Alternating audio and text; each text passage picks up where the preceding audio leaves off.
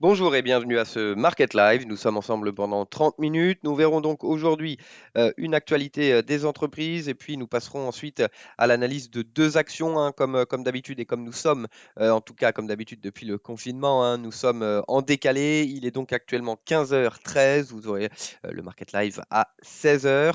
Nous ferons donc les indices à la fin pour laisser l'occasion au marché américain de ouvrir. Nous regarderons donc rapidement ces indices. Par la suite, nous commencerons avec deux actions.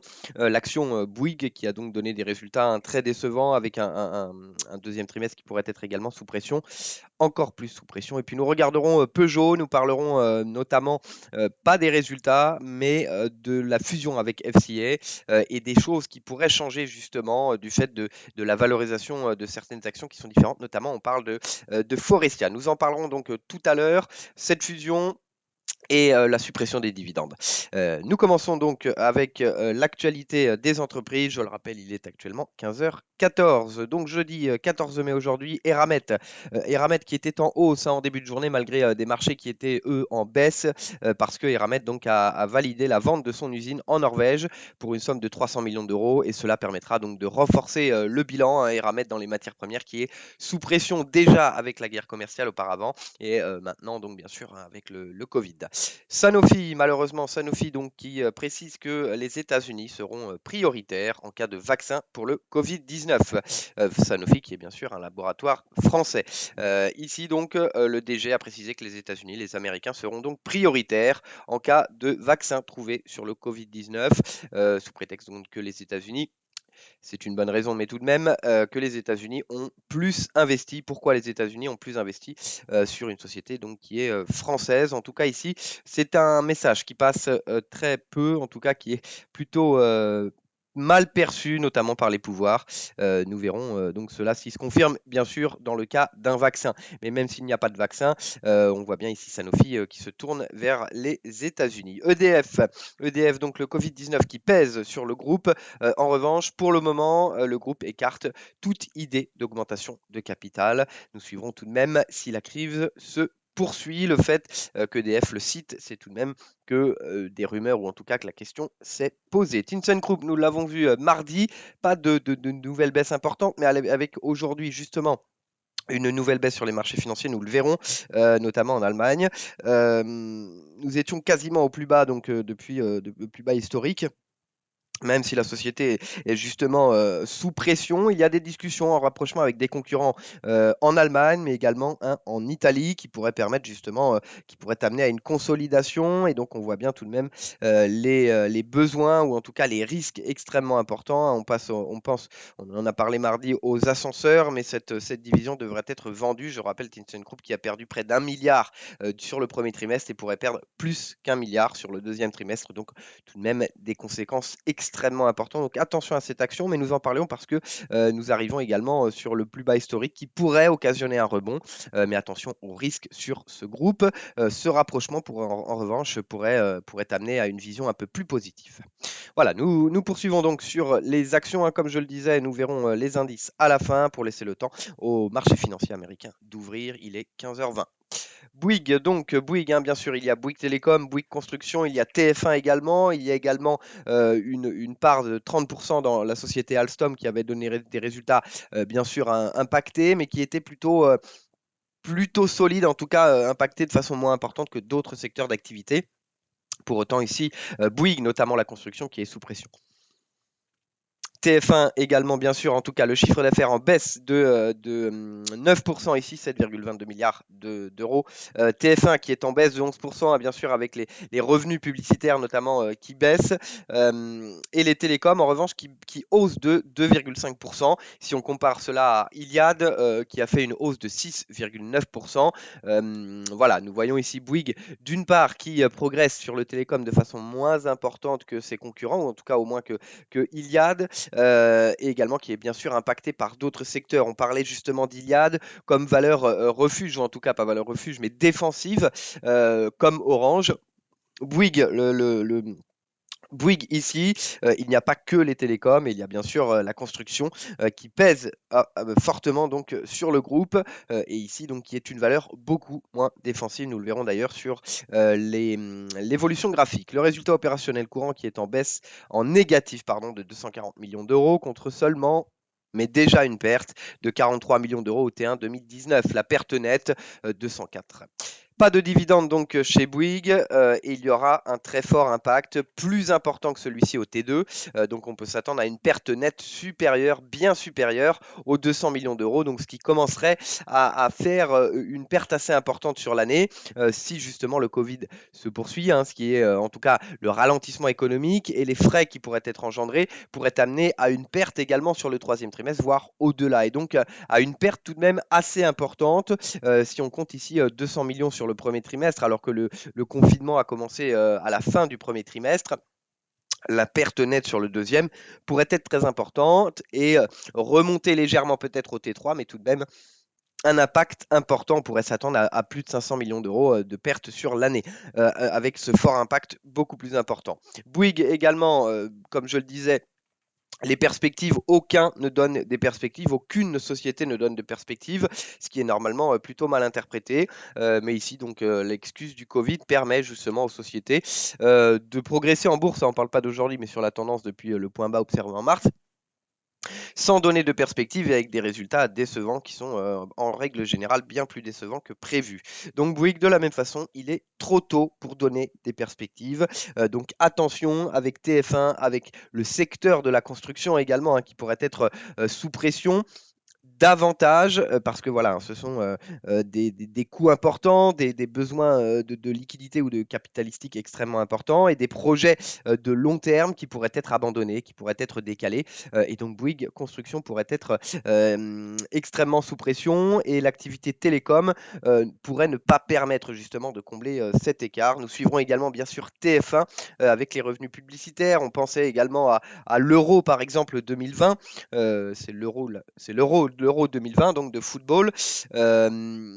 Même si les ligues recommencent, si jamais il n'y a pas l'Euro 2020, cela pourrait être néfaste, hein, pour les chaînes qui ont acheté donc, les droits.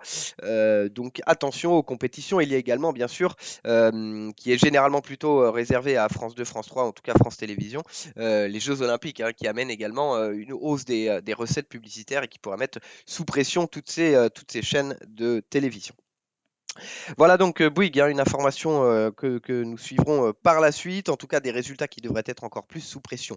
Nous allons regarder maintenant l'évolution, bien sûr, un graphique de Bouygues, Bouygues Télécom, comme je le disais, qui n'est pas une valeur défensive. Voilà, à la différence de Iliad, voilà, hein, on sait bien sûr, hein, que Bouygues est multitâche, en tout cas, voilà, multisecteur. Voilà, comment dire, Iliad, hein, avec ce plus bas qui avait été atteint, mais voilà, une chute importante sur le Covid et puis un retour haussier. Voilà une belle valeur défensive donc dans les télécoms. Sur Bouygues, on n'y est pas du tout. Voilà, on a un impact beaucoup plus important et on est de retour sur le plus bas de la crise quasiment. Et donc, on pourrait atteindre même le plus bas donc, qui a été atteint ici en 2016, qui est situé sur les 21,67. En cas de franchissement, en tout cas ici, nous n'en sommes pas là encore. Il va falloir vérifier. Il y a un petit rebond ici, notamment sur les indices. Nous avons atteint des niveaux, hein, les 10 200 sur le DAX. Le France 40, en tout cas le CAC, a bien cassé un support et nous pourrions aller bien plus bas. Ici, donc, nous vérifierons cette clôture en journalier donc, sous ce niveau qui est le plus bas, l'ancien plus bas en tout cas récent du 1er avril, qui est situé sur les 24 euros. Sous ce niveau, attention à l'accélération qui pourrait nous ramener justement sur les plus bas, en tout cas les 23 euros, mais nous visons plutôt les 21,67. Par la suite, à une accélération ici, nous pourrions, avec un objectif intermédiaire des 20, nous attendons plutôt un retour sur les 18 euros ici. Comme je le disais, le secteur de la construction qui pourrait être sous pression et puis TF1 avec tous ces événements sportifs qui sont annulés pourra également avoir un impact important. Et donc, attention à cette cassure ici des 24 et 24,20 € qui pourrait nous amener voilà, avec les 22 euros, 21,70 € et puis avec l'objectif intermédiaire, en tout cas le niveau intermédiaire, le seuil bien sûr des 20 euros, mais un retour ici sur les 18 euros qui est le plus bas que nous avions observé donc, en octobre 2014. Voilà donc sur cette première action, nous allons maintenant nous intéresser à PSA, PSA et FCA, donc Fiat Chrysler, qui est donc toujours un projet de fusion qui est normalement à égal, donc 50-50, mais cette valorisation pourrait être mise à mal. On va d'abord, ici, il y a donc une information. Aujourd'hui, c'était normalement l'Assemblée générale de PSA, donc le 14 mai. Cela a été décalé au 25 juin. Nous verrons, nous suivrons tout de même cela avec attention, et notamment dans l'évolution de la fusion, du calendrier de la fusion. Peugeot renonce aux dividendes et le FCA donc a confirmé également renoncer aux dividendes. Ces deux sociétés devaient verser 1,1 milliard d'euros. Donc un message négatif bien sûr aux actionnaires. En revanche, cela montre bien que le groupe PSA et le groupe FCA commencent justement à avoir des décisions communes et essayer d'aller dans le même sens pour voilà, cela confirme donc ce désir et cette ambition d'avoir une fusion entre ces deux groupes qui pourrait donner naissance à un des majors dans l'industrie automobile. Donc ici, un projet extrêmement positif. En revanche, il va y avoir probablement des modifications dans la structure de cette fusion. Le retrait donc, du dividende, c'est selon le groupe pour garder de la trésorerie par précaution. Donc ça tend bien sûr à des impacts encore plus importants, ou en tout cas une poursuite de l'impact négatif. Mais ce message sur la fusion est plutôt positif. Donc nous gardons tout de même une perspective haussière sur PSA. Et FCA. D'ailleurs, si les conditions restent comme ça sur la fusion, les actionnaires de Fiat Chrysler pourraient en profiter. Donc peut-être qu'un retour à l'achat sur FCA paraît à long terme paraît plus avantageux que PSA dans les conditions actuelles de la fusion. On va en parler dans un instant. Sur la fusion, justement, les groupes précisent que les études avancent, en tout cas que le calendrier, que l'avancement est conforme au calendrier qui avait été donné. Le bouclage de cette opération devrait être toujours prévu pour le premier trimestre 2021. Actuellement, ce serait donc l'étude des autorités de la concurrence. Il pourrait y avoir justement des conditions à cette fusion, notamment la vente de certaines activités de chacun des groupes pour éviter des positions de monopole notamment. Ici, au niveau de la Commission européenne, donc, pour vérifier cette faisabilité et les conditions éventuelles, la Commission européenne donnera au plus tard sa décision le 17 juin. Donc, nous suivrons également cela avec attention, en fonction bien sûr des conditions. Cela devrait être accepté, mais en fonction des conditions normales, des conditions à cette fusion.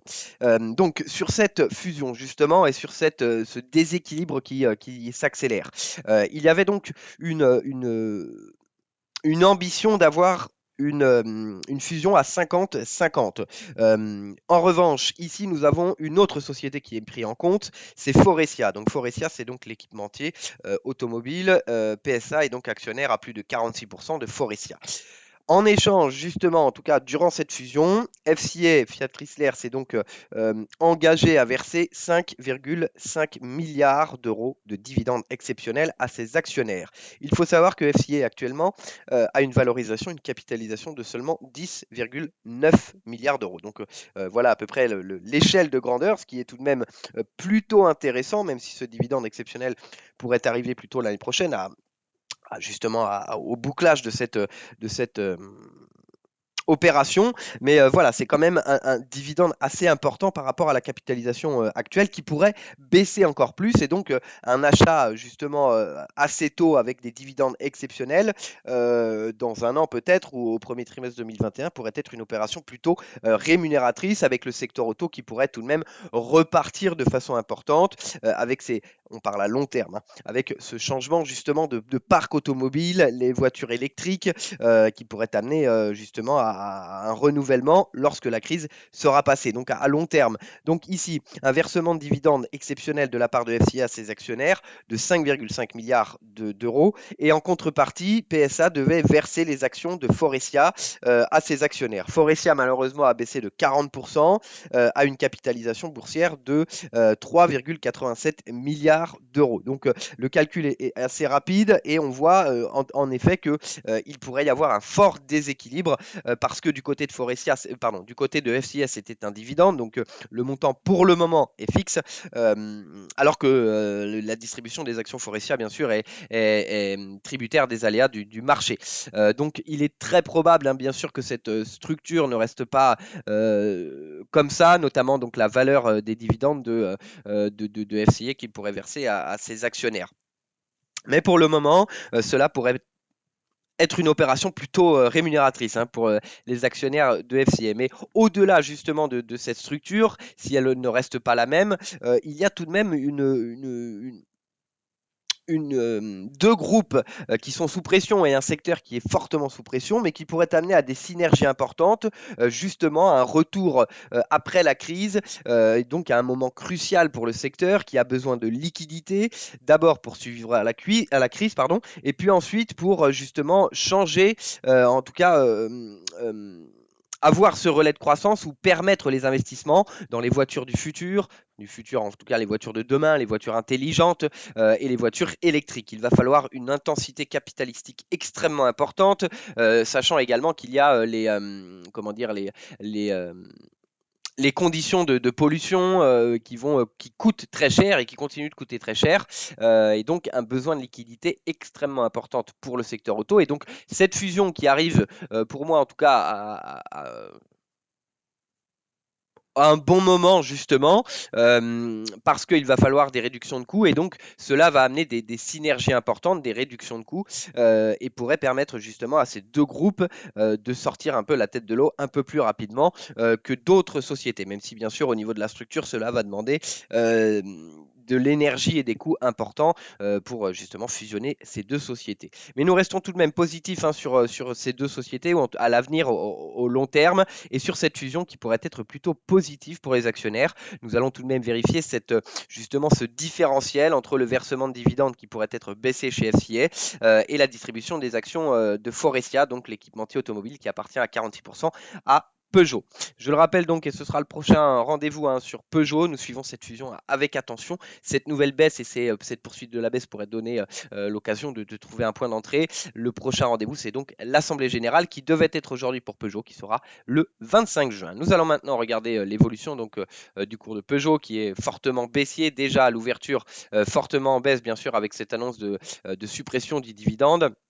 Et puis une accélération assez importante en séance avec la baisse des marchés. Au niveau technique, nous sommes sous les niveaux, en tout cas en train de tester ici ces trois niveaux que nous avions testés, donc entre les 11,33 et au plus bas que nous avions vu mi-avril sur les 11,23, donc un niveau à surveiller sur les 11,20, 11,30, nous sommes en train de le tester justement. Attention à une clôture et un franchissement ici, nous attendons un retour sur le seuil des 10 euros ici, voire une accélération. Nous pourrions voir, nous allons regarder en hebdomadaire donc l'évolution, hein, voilà, de Peugeot qui était allé justement en 2008 sur ces niveaux que nous avons vus sur les 8,90, c'est le plus bas de la crise des subprimes. Nous partions bien sûr de bien plus haut ici des 50, donc tout de même un secteur auto qui par la crise des subprimes avait été bien plus impacté, hein, de 50 à 10 dollars à 10 euros pardon, en l'espace donc de moins d'un an ici. En tout cas, au niveau graphique, on voit donc ce seuil des 10 euros et les 8,90 qui est l'objectif si nous dépassons justement, si nous passons et si nous clôturons, nous sommes en hebdo sous ces 11,20. Attention à l'accélération, un seuil, un retour sur les 10 euros, 8,90 qui est un seuil tout de même, ici c'était la crise de la dette en Europe qui avait tout de même remonté assez vite. Donc malgré ce potentiel ou en tout cas ce risque de baisser un peu plus, le seuil des 8,90, ce plus bas de la crise de subprime, reste un prix qui pourrait être attractif en fonction bien sûr de cette fusion, la fusion à l'avenir et le secteur auto pour nous plutôt positif, mais très long terme bien sûr. Long terme, ce n'est pas forcément le premier secteur qui va reprendre parce que l'achat d'une voiture reste tout de même un achat extrêmement important et donc voilà, peut-être décalé dans le temps avec cette crise. Voilà donc sur Peugeot, voilà sur cette analyse graphique. Nous avons cassé, hein, le support, nous sommes maintenant sur les 11,20, sous les 11,20, 10 et 8,90, donc en ligne de mire. Voilà donc, nous terminons, hein, comme je le disais, avec les indices. Nous allons regarder donc avec le marché américain qui vient d'ouvrir. Ce marché américain avec des niveaux de support, même si nous avons un rebond par rapport au futur. Nous allons regarder très rapidement le Dow Jones et le S&P 500. Ici, donc, ce niveau, voilà, on voit le rebond qui est permis avec le plus bas donc sur le Dow Jones depuis, en tout cas, du 22 avril, ici, qui est situé sur les 22 930, 22 950. Sous ce niveau, attention à l'accélération qui pourrait être un peu plus importante avec un premier niveau sur les 22 650, l'ancien plus haut ici. Nous allons regarder également en hebdomadaire très rapidement. Voilà, cet échec donc sur le Dow Jones. Voilà, nous parlions de cette hésitation autour de la moyenne mobile de 100 périodes, qu'un maintien pourrait permettre de venir sur les 25 000. Voilà, un échec voilà, important donc sous la moyenne mobile de 100 périodes en clôture hebdo ici, et surtout si nous venons clôturer ici sous l'ancien plus bas donc des 22 940, l'accélération pourrait nous amener à une baisse plus importante. Nous sommes bien loin par rapport aux indices européens de ce plus bas de 2018 en tendance baissière. Voilà, sous ce niveau, sous les 22 900, l'accélération pourrait nous conduire sur les 21 500, 550 en tout cas. C'est tout de même une baisse importante. Nous n'avons plus de moins 8, moins 10 comme nous l'avons vu auparavant, une baisse de 6,33%. Ici, la baisse de la semaine donc s'établit à près de 6%. Donc tout de même, il y a une marge ici, à moins que nous ayons vraiment une prise de conscience des marchés que nous attendons depuis un certain temps, malgré l'intensification des communications. Ici, voilà, il semble, cela pourrait être seulement un rebond, pardon, une consolidation, hein, parce que les banques américaines, elles, voient toujours une possibilité d'acheter, même si elles voient une correction de 10%, un retour haussier, mais tout de même, la crise va durer un certain temps. Le FMI notamment, en tout cas la chef économiste du FMI, précisait cette nuit, en tout cas ce matin très tôt, qu'il y avait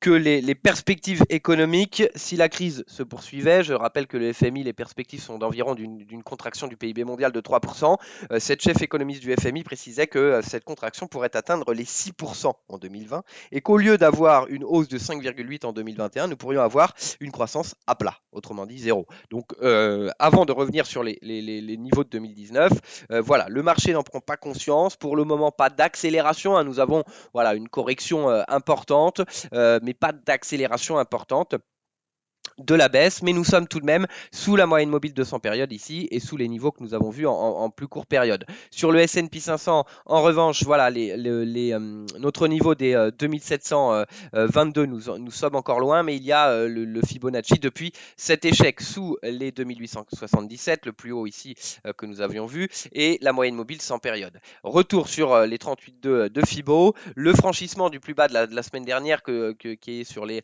2939, qui est quasiment le plus bas que nous avons observé à quelques dizaines de points. Retour ici 2722, 2733, qui est ici également un niveau, donc un autre Fibonacci 61,8. Ici, c'est donc ce niveau, on le voit, hein, le plus bas de la semaine dernière, donc qui pour le moment permet le rebond 2790. Le franchissement 2730, 2720 sur le S&P 500. Le DAX également qui vient donc rebondir sur les plus bas récents, quasiment atteint justement ici les plus bas donc du 15 avril 10 182. Il y a bien sûr ce support important des 10 200. Les 10 200, le plus bas de 2018. Je vous le disais à l'instant sur le Dow Jones, le retard des indices, ou en tout cas plutôt l'avance des indices américains. Voilà, nous sommes quasiment sur ce niveau. Très rapidement pour se nous remettre dedans, voilà, le plus bas, et nous en sommes encore loin, hein. Si on prend le S&P 500, voilà, le différentiel est encore plus important. Les indices en revanche européens, le CAC lui est passé dessous maintenant, hein, depuis un certain temps, une accélération plus importante parce que la hausse était beaucoup moins importante avec cet échec. Sur le DAX donc, il y a les 10 200 qui pour le moment permettent le rebond. C'est d'ailleurs le plus bas ou quasiment de la séance. Ici 10 200 sur le plus bas de la séance, le plus bas dont nous parlons de 2018, je vais y arriver. Voilà, de 2018 ici sur les CFD 10 202. Donc quasiment le franchissement pardon, des 10 200 pourrait nous amener à venir tester ici cet oblique, l'oblique que nous avons vu, donc l'oblique qui est situé sous les 10 000 points. Donc on a tout de même par la suite un niveau important que nous citions avant ce rebond extrêmement important sur les indices, en tout cas au-delà. Voilà, nous revenons donc sous cet oblique. Mais les 10 202, donc ce plus bas, permet le rebond. Franchissement, nous attendons un retour sur ce second oblique et donc sous les 10 000 points qui est actuellement donc situé sur les 9 820. Un maintien sur les 10 200 ici et un retour au-delà de l'oblique invaliderait ce retour baissier sur l'indice allemand. Voilà, nous terminons comme d'habitude avec deux publications à venir qui seront demain. Nous avons eu notamment les inscriptions au chômage, encore très, très importantes, plus de 2,5 millions de nouveaux chômeurs aux États-Unis, donc qui montrent bien hein, que cela se poursuit et que le taux de chômage pourrait progresser, pourrait rester au-delà des 10% pendant un certain temps. Les deux publications ici, donc la production industrielle en Chine également, hein, que nous verrons la nuit prochaine. Une production industrielle qui est attendue à 1,5%, donc un retour aussi sur la Chine. Mais attention à la production industrielle, nous sommes habitués à des chiffres entre 4 et 6%. Donc voilà, nous regardons tout de même les données en Chine. Ici, ce sera donc demain dans la nuit. Et le PIB en Allemagne, deuxième publication. Nous avons vu le Royaume-Uni qui a donné des chiffres plutôt encourageants sur le premier trimestre, encourageants par rapport à ce que nous avons vu en France ou encore sur la zone euro. Seulement 2% de baisse du PIB pour le UK, pour le Royaume-Uni, je parle, au lieu de 2,5% attendu. Et d'autres productions manufacturières, productions industrielles de mars qui étaient au-delà du consensus. Donc on regardera l'Allemagne, ici attendu à moins 2,2%, donc moins que ce que nous avons vu au Royaume-Uni, mais peut-être que nous aurons une bonne surprise également. On rappelle que l'Allemagne était quasiment en récession en 2019, en tout cas nous avons eu des PIB de trimestriels qui étaient à moins 0,1 parce que bien sûr impactés par le conflit commercial entre la Chine et les États-Unis. Donc attention si nous avons vraiment un retour important de ce conflit commercial, même si Donald Trump a tweeté d'ailleurs il n'y a pas longtemps qu'il avait une bonne relation avec Xi, mais il ne voulait pas lui parler. Donc, bon, et qu'il ne veut plus négocier le dossier commercial. Mais s'il y a vraiment un retour important sur ce conflit commercial, justement, l'Allemagne qui exporte beaucoup, qui est important sur